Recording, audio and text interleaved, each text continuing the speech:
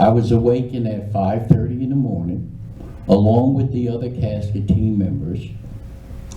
I was awakened, I was told, pack up, you're leaving.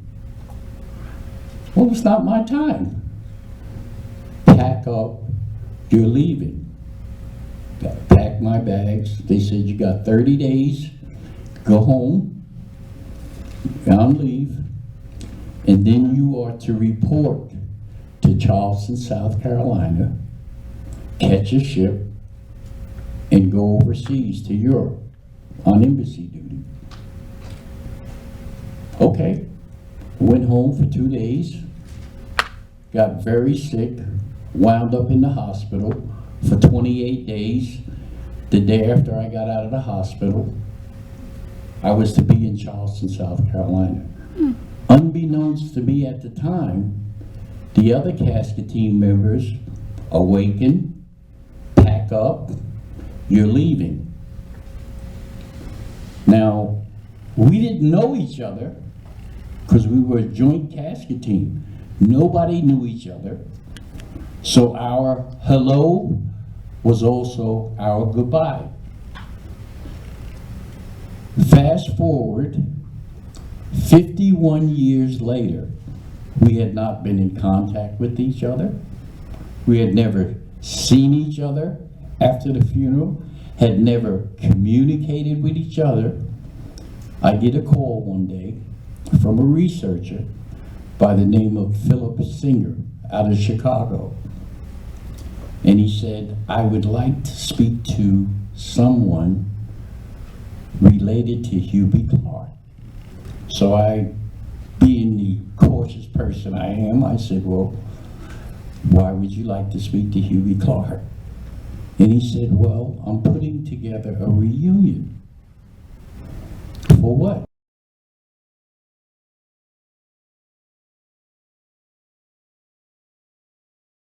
The team members and the members of the morgue detail for those 4 days in 1963. Now this was 2015.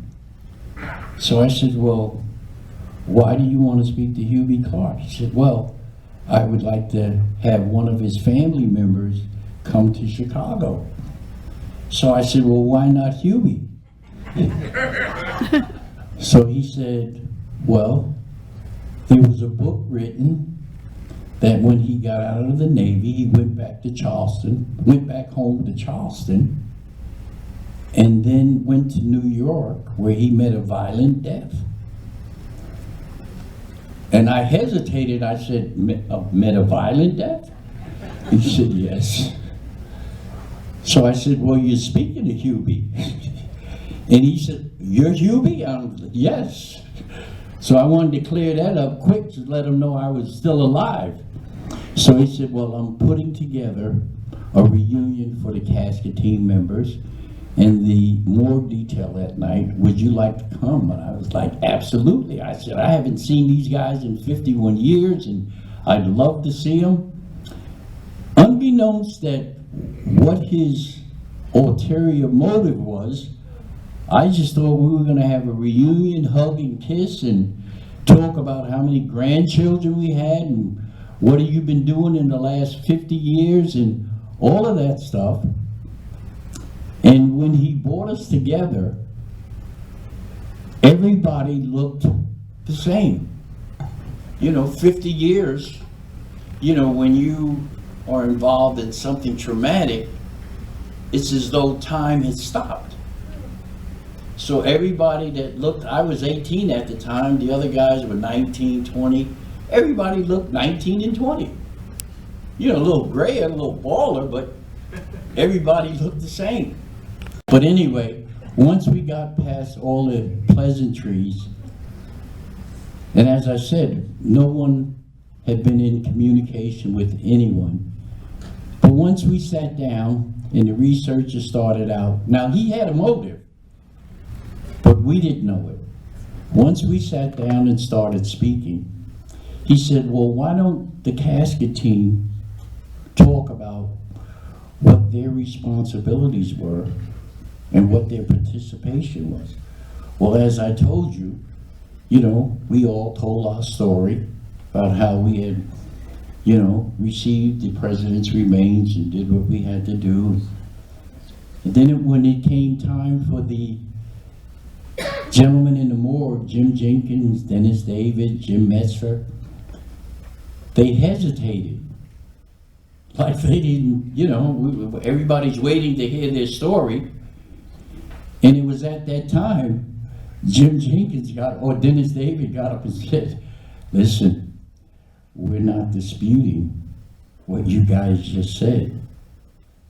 But while you were on that helicopter shadowing the motorcade to Bethesda Naval Hospital, we already had the president on the table. But anyway, once we got past all the pleasantries, and as I said, no one had been in communication with anyone. But once we sat down and the researcher started out, now he had a motive, but we didn't know it.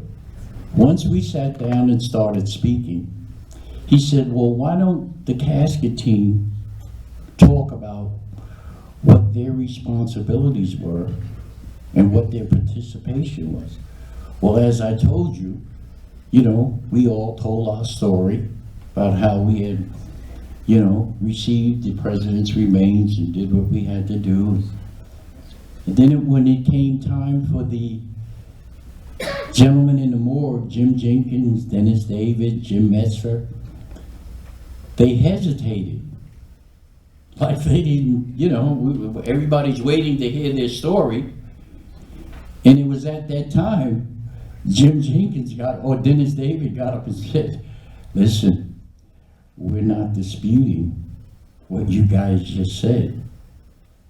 But while you were on that helicopter shadowing the motorcade to Bethesda Naval Hospital, we already had the president on the table. He was called down. The page was ripped out of the log, and he was told, rewrite it. Again, I'm not telling you something that somebody else told. These are from the people that were there who experienced this. One last point, because I see I'm running out of time and I want to be able to answer your questions.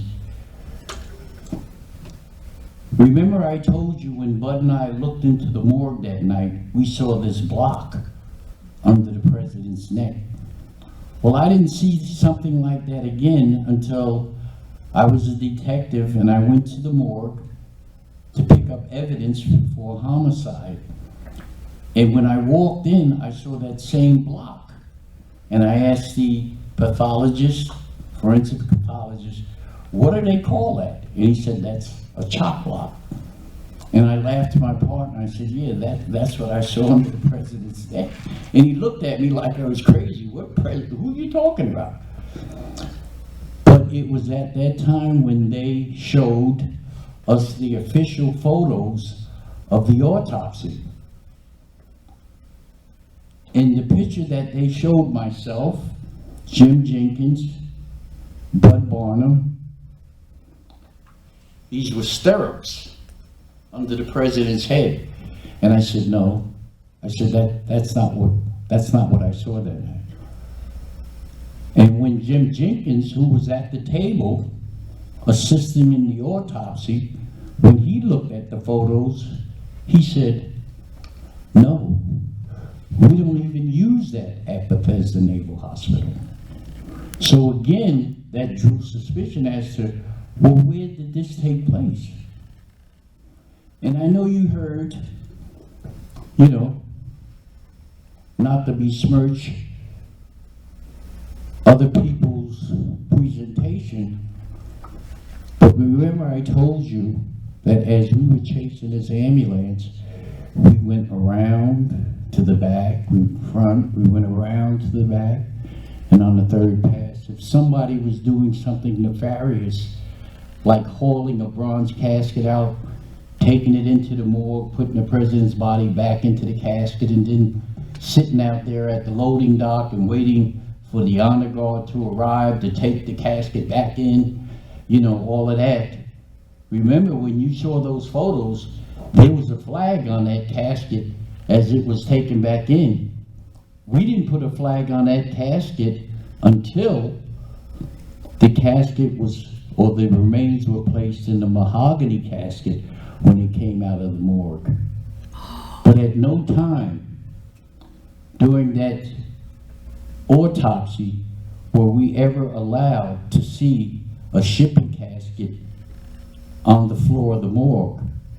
But I have paperwork that shows when Gullis Funeral Home finished with the embalming, they removed a shipping casket from Bethesda Naval Hospital back to Gullis Funeral Home. So it was a very pleasant experience having a reunion. I met some very interesting people. I want to acknowledge my friend that helped me with my book, St. John Hunt, my buddy Chris Milligan. I did an interview back in 1991 with a pastor. I was doing my internship for drug and alcohol abuse. Pastor Bill Vicue, I stayed at his house. He let me sleep in his son's bed.